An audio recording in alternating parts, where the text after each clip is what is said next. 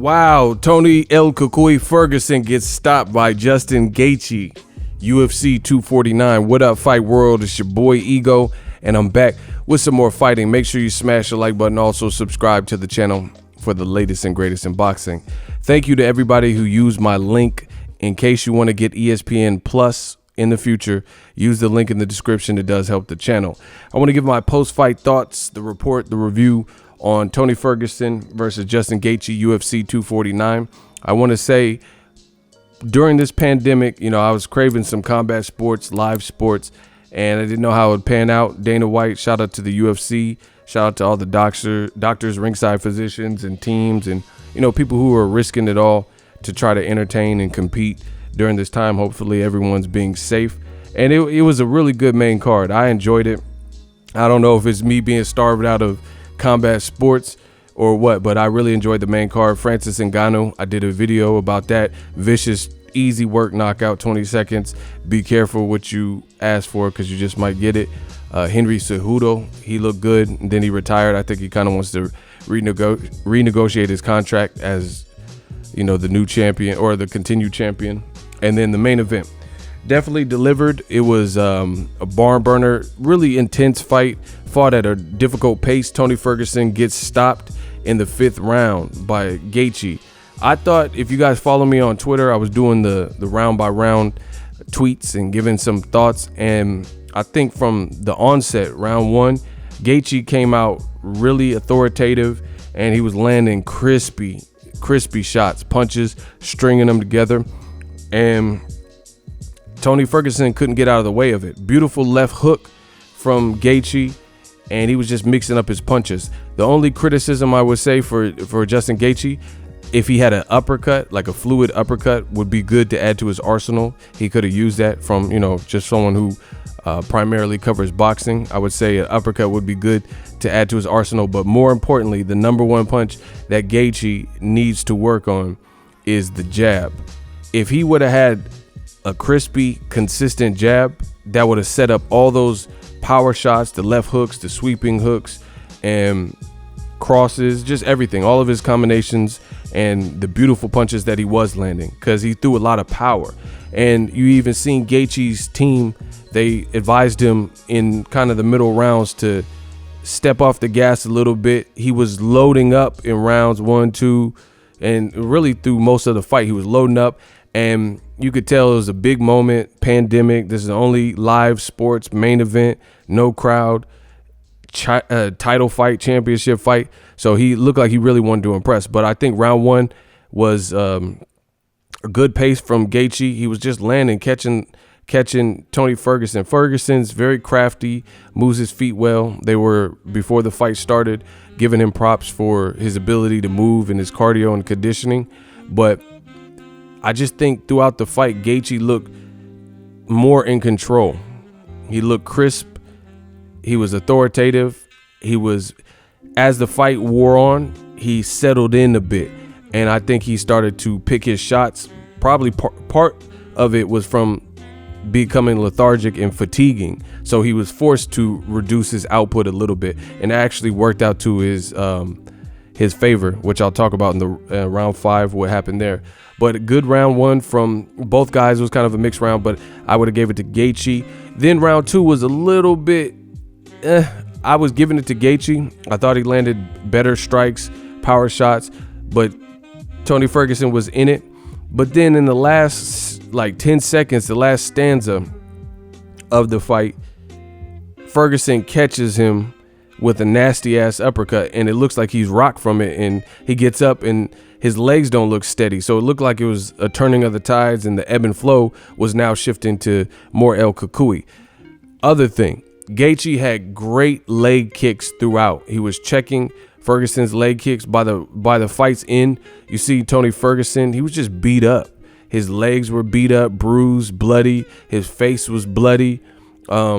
It was a great fight. It was a high intensity fight. Now, the thing that I was worrying about is, just like Gaethje's coach, was can he keep up this output? Because the first 3 rounds, Ferguson, that's what he does. He's the king of attrition, like they said. He has great cardio and he wears people down. And if you start getting tired, then that's when he'll come alive and explode on you and then make you fight at an uncomfortable pace. So there were a couple moments where Justin looked like he was slowing down a bit and perhaps getting tired. There were another set of punches that Gaethje threw, and he was missing wildly, which we know from boxing, it takes a lot of energy. It takes more energy to miss than it does to hit the target. So I was getting worried as the fight wore on for Gaethje, because I was wondering, can he even keep up this pace? This was just, it was an interesting fight. It was a definitely interesting fight because of the no crowd, and you could really hear clearly what the teams are yelling and the team instructions in the corner and all that. And I even hear the fighters breathing in between in the octagon while they're resting. Tony Ferguson, round 4 and 5, he just started getting hurt, even more so. Like, he started getting hit and clipped, couldn't stay away from the left.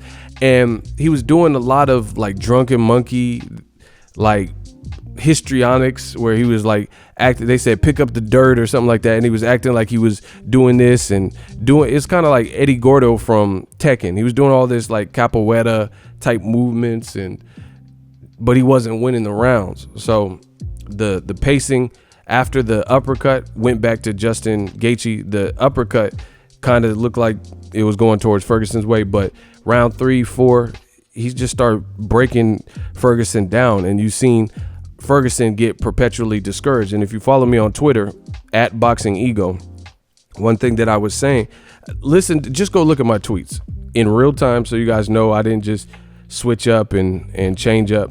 But in real time, I was just saying that Gaethje looked crispy to me. He looked good. He looked more technical. And a lot of the showmanship and the movement and stuff, he was still able to catch Ferguson. So the pacing was rough, but Ferguson really wasn't winning the rounds to me. Then round 5 came. I told you guys on my on my Twitter that it was going to be an important round. And that it was. This was the round that Gaethje put it all together, and Ferguson took a lot of punishment to the point where I don't even know if Ferguson will be the same El Cucuy boogeyman type fighter after that, because he took a lot of punishment. A lot of people, I don't know how they feel, but a lot of people might feel a type of way if you're a Ferguson fan about the stoppage. Herb Dean, it was a great stoppage to me. The body language, you were dealing with the broken man. Like his leg I think it was the 4th fight, I didn't write it down. I think it was the 4th fight. His leg, he was just eating shots. Like, he was taking the shots. His leg looked like Amir Khan, but the only thing is he didn't go down. He was just taking too much punishment. His leg buckled and he like staggered. And then in the 5th round, it got worse and he started eating heavier shots and it was becoming more apparent. Like the shot that caught him, I think it was the right hand. He's like tilting his head to the side and he's shaking his head like he's trying to shake it off like it's a Hollywood movie. When you're watching a Jean-Claude Van Damme movie and they're fighting and someone gets knocked to the ground and shake their head. Or it looked like he got pepper sprayed or something. Like he had pepper spray in his eye and he's trying to shake it off real quick. And he did it like twice. And it was a good vantage point for Herb Dean, who's seen all of this. And then he starts backpedaling kind of like at an angle, like sidestepping. Tony Ferguson just got beat up. That's just what it is. He was a beaten man. His legs, he was trying to utilize his legs in the way that he normally does, but they weren't cooperating with him because he was hurt. And he took too many headshots. I think Gaethje, again, he just was technical, crispy shots. Needs to work on the jab, but, all in all, he did what he was supposed to do. And the new becomes a champion. I thought it was a very dominant performance. Great corner advice from Gaethje's side. Gaethje's side said, hey, you guys stop before. Don't let your foot off the gas and don't get complacent and play around. You need to be switched on and pay attention to this because he's going to come at you full throttle. And that's the round where he got it all done and end up stopping. Now, I didn't like the post-fight. Gaethje, it didn't look like he meant any harm, but he went up to Ferguson to say like good fight or something. And Ferguson looked like a poor sport because he like pushed his arm away, like get the F away from me type thing. So I didn't like that. I like to see some sportsmanship. And Justin Gaethje, he was real humble and calm and respectful. He said he has a degree or something like that, and he likes to do social work and whatever. So he just loves to fight. But very dominant performance by Gaethje. I like what I seen from Justin. I think Tony Ferguson, part of his downfall, you know, this is not making any excuses, but I think part of his downfall was all the Khabib Nurmagomedov talk. You know, the high stakes fight, the fight got canceled already before, and then he was training for it, and then the pandemic broke out, and then UFC 249, Justin stepped up to the plate.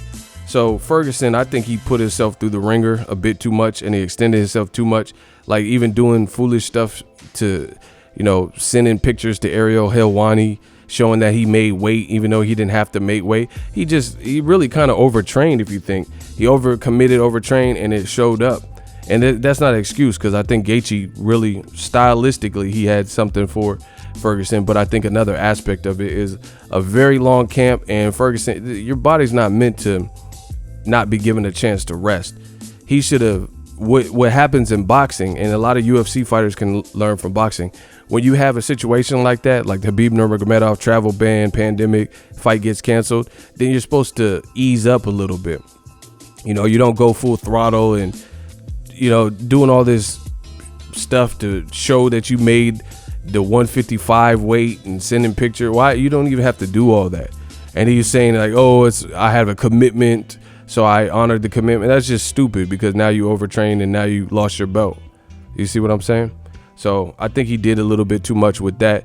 And, you know, he has himself to blame. Learning lesson, chalk it up to the game. Shout out to Gaethje. UFC 249 was a smash. I enjoyed it. Let me know what you guys think. Hopefully you guys use my link. That helps the channel. As always, hate, comment, and subscribe. Till next video is Ego, signing off.